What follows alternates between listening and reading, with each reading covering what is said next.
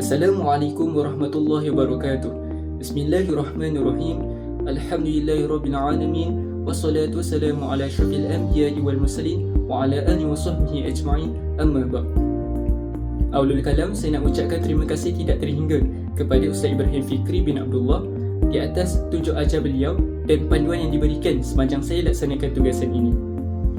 Jadi insya-Allah pada hari ini saya akan membentangkan isu kurikulum dan pentaksiran dalam pendidikan Islam di sekolah rendah, iaitu berkenaan isu ketidakselarasan pelaksanaan pentaksiran bilik darjah atau PBD. Pentaksiran merupakan komponen yang sangat penting dalam sistem pendidikan kerana ia bukan sahaja mengukur tahap pencapaian murid, malah berfungsi sebagai panduan kepada guru untuk merancang pengajaran yang lebih berkesan. Seiring dengan itu, Kementerian Pendidikan Malaysia telah memperkenalkan pentaksiran bilik darjah PBD bagi menggantikan sistem berorientasikan peperiksaan semata-mata kepada pentaksiran yang lebih holistik. Namun begitu, pelaksanaannya di peringkat sekolah masih berhadapan dengan pelbagai cabaran yang perlu diambil perhatian serius. Pentaksiran bilik darjah PBD bertujuan menilai perkembangan murid secara menyeluruh, merangkumi aspek kognitif, afektif dan psikomotor. Dalam konteks pendidikan Islam, pentaksiran bukan hanya tertumpu kepada aspek penguasaan ilmu seperti hafazan dan fakta, tetapi juga menekankan aspek penghayatan dan pengamalan nilai Islam. Namun begitu, dalam realiti pelaksanaannya di sekolah rendah, terdapat ketidakselarasan dalam cara guru melaksanakan PBD. Sebagai contoh, terdapat seorang guru yang menilai murid berdasarkan pemerhatian harian dan menyimpan evidens seperti buku latihan dan rekod tingkah laku murid, manakala seorang guru lagi menentukan tahap penguasaan murid berdasarkan ujian bertulis tanpa mengambil kira aspek penghayatan dan amalan murid. Situasi ini menunjukkan bahawa berlaku PBD dilaksanakan secara tidak seragam. Malah terdapat jurang antara konsep PBD yang sebenar dan pelaksanaannya di lapangan. Lebih membimbangkan, tahap penguasaan murid ditentukan secara umum tanpa evidens yang jelas.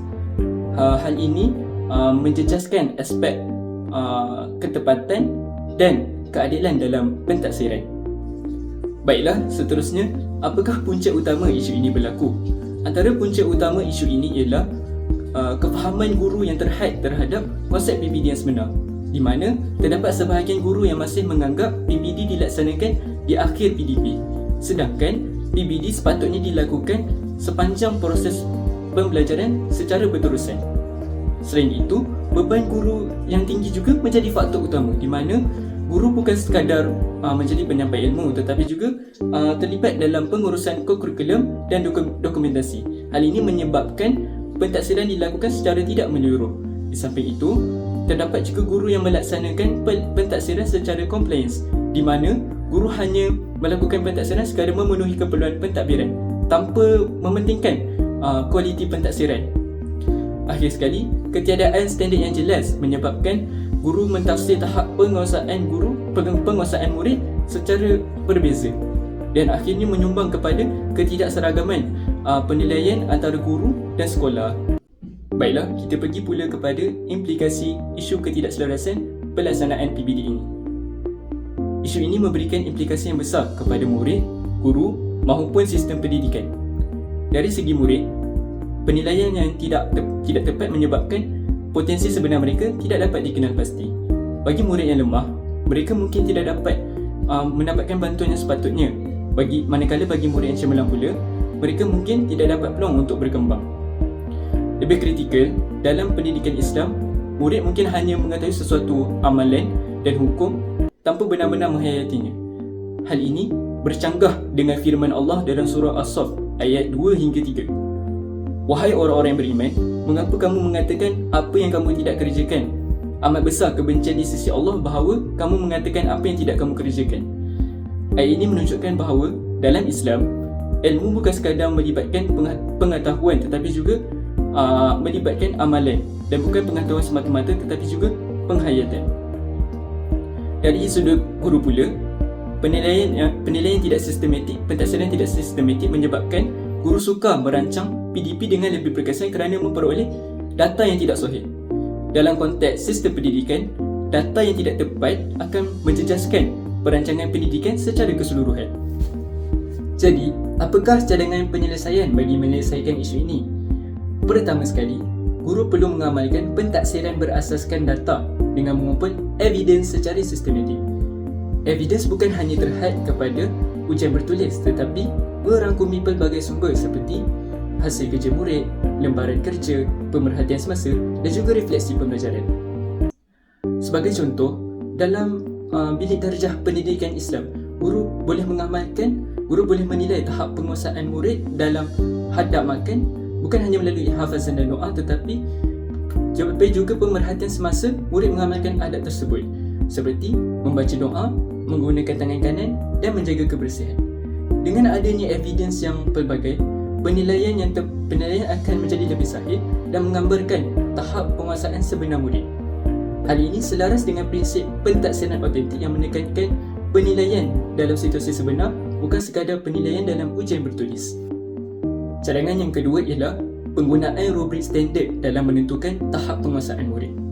Apa itu rubrik?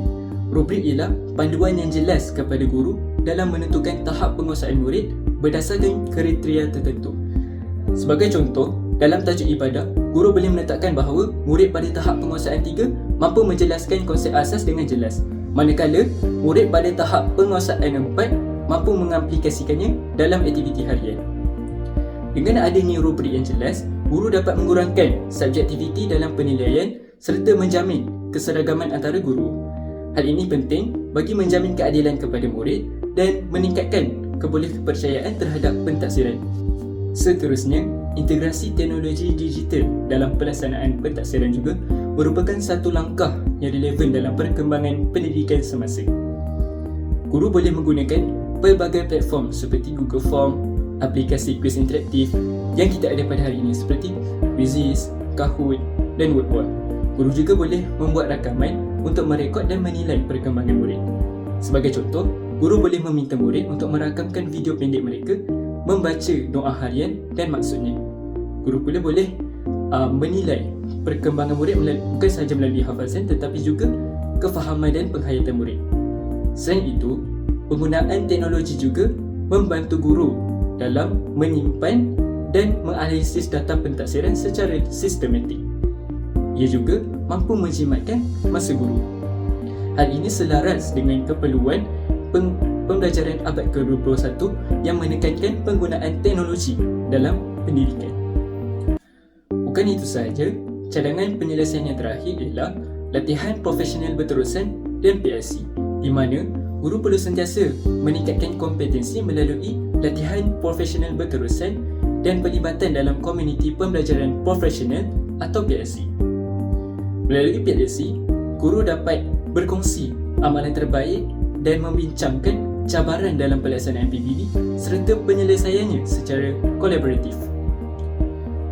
Guru juga boleh mengadakan sesi moderasi untuk menyelaraskan penentuan tahap penguasaan murid bagi memastikan penilaian berlaku secara konsisten. Hal ini bukan sahaja mampu meningkatkan kefahaman guru terhadap PBD tetapi juga memperkukuh profesionalisme keguruan. Sebagai bakal guru pendidikan Islam, saya menyedari bahawa pentaksiran merupakan satu amanah yang besar di mana guru bukan sahaja bertanggungjawab menilai pencapaian murid tetapi juga membentuk kepribadian dan akhlak mereka. Oleh itu, guru perlu melaksanakan pentaksiran secara beretika, jujur dan adil dan sentiasa berusaha untuk meningkatkan kualiti pentaksiran agar selaras dengan kehendak pendidikan semasa. Saya juga menyedari bahawa seorang guru perlu sentiasa bersedia untuk berubah dan menyesuaikan diri dengan perkembangan pendidikan termasuk pentaksiran. Kesimpulannya, ketidakselarasan pelaksanaan PBD merupakan satu isu yang perlu diambil perhatian serius kerana ia memberi kesan kepada kualiti pendidikan secara keseluruhan. Pentaksiran yang dijalankan secara sistematik, konsisten dan juga beretika bukan sahaja mampu melahirkan murid yang berilmu tetapi juga berakhlak dan beramal. Sekian, itu sahaja dari saya. Assalamualaikum warahmatullahi wabarakatuh.